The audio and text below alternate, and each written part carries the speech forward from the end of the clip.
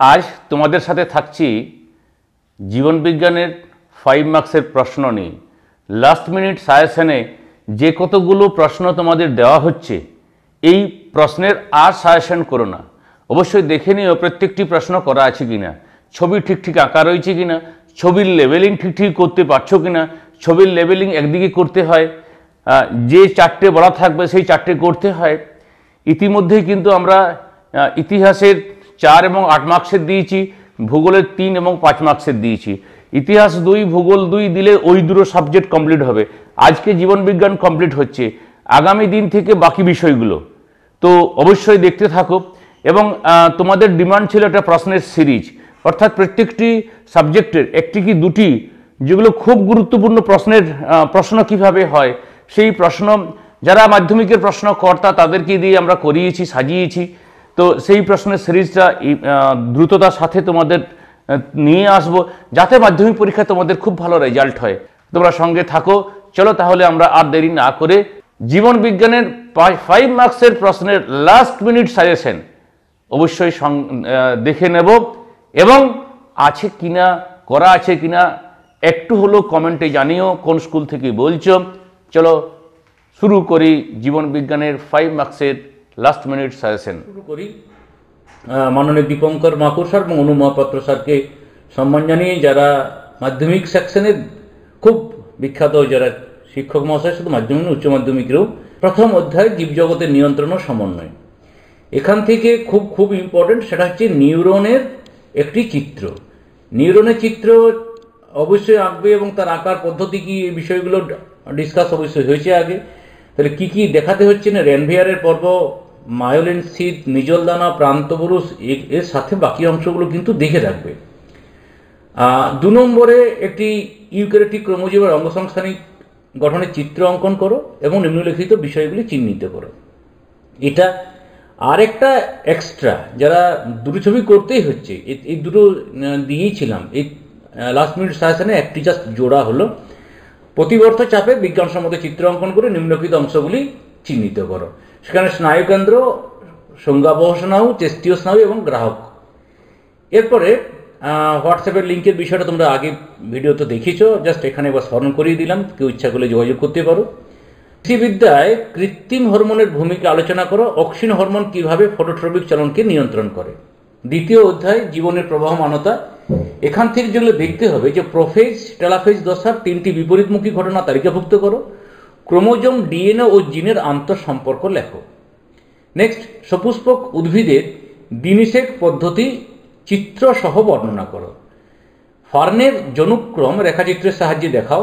স্বপরাগযোগ ও ইতর পরাগযোগের মধ্যে 2টি পার্থক্য লেখো।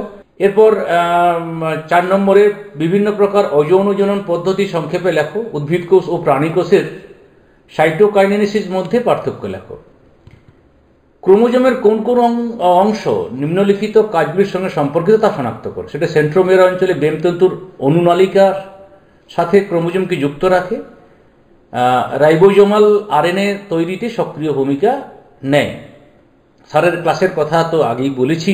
এরপরে 6 নম্বরে ক্রোমোজোম, ডিএনএ ও জিনের মধ্যে সম্পর্ক প্রতিষ্ঠা করো। প্রজাতির ক্রোমোজোম সংখ্যা কিভাবে মিওসিস বিভাজনকে ধ্রুবক রাখে বা ধ্রুবক থাকে। ক্রোমোজোমের রাসায়নিক গঠন সম্বন্ধে লেখো। ডিএনএ ও আরএনএর মধ্যে পার্থক্য লেখো, দুটো বিষয়ের, শর্করার প্রকৃতি এবং পিরিমিডিন ক্ষারের প্রকৃতি। এরপর তৃতীয় অধ্যায় বংশগতি এবং কয়েকটি সাধারণ জিন গঠিত রোগ। প্রথম প্রশ্ন, মেন্ডেলের মটর গাছ নির্বাচনের কারণগুলি লেখো। বিশুদ্ধ সংকর বীজ বলতে কি বোঝো। মেন্ডেলের এক সংকর জনন পরীক্ষার ফলাফল চেকারবোর্ডের মাধ্যমে দেখাও। চেকারবোর্ড একটা আসবেই মনে হচ্ছে, অসম্পূর্ণ প্রকটতার উদাহরণ সাহায্যে ব্যাখ্যা করো।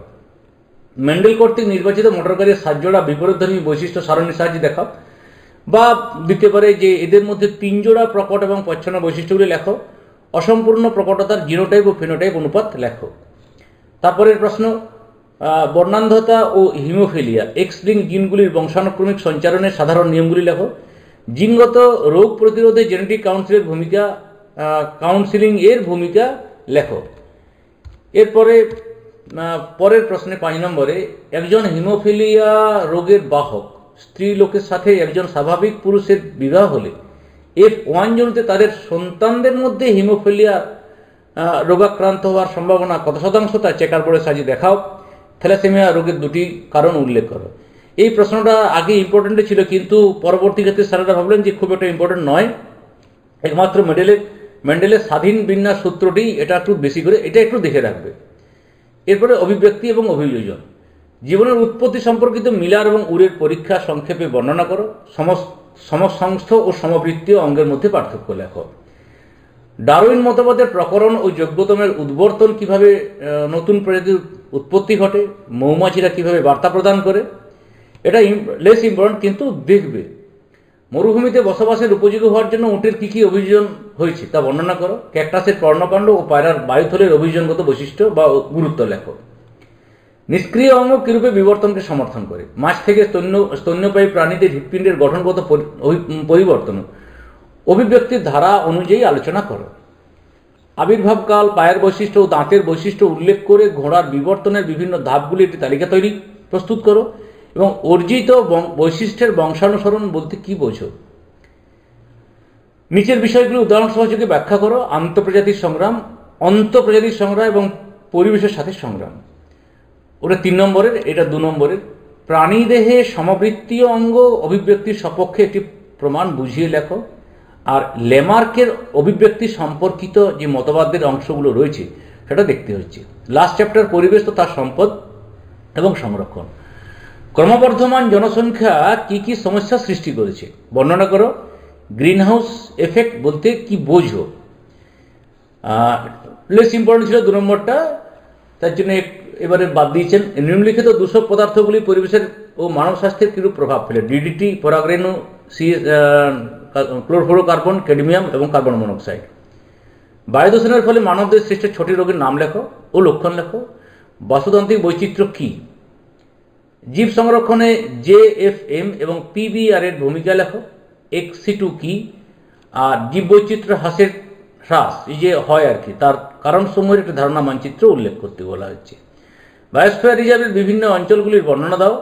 ক্রায়ো সংরক্ষণ কি, এটা 2 নম্বরের আগে দেওয়া ছিল, এখানে 5 নম্বরের জন্য রেখেছেন। স্টোন ক্যান্সার, ইউট্রিফিকেশন, জীব বিবর্ধন, ওজোন গুহার এবং শৈবাল ব্লুম কোন দূষণের ফলাফল। মাটি দূষণের কারণ ও ফলাফল। এই ছিল জীবনবিজ্ঞানের 5 নম্বরের সাজেশন। আশা করি সমস্ত সাজেশনের অংশগুলো পেয়ে যাবে এবং এর PDFটি দিয়ে দিলাম হোয়াটসঅ্যাপ লিঙ্কে। সকলকে ধন্যবাদ জানিয়ে এখানেই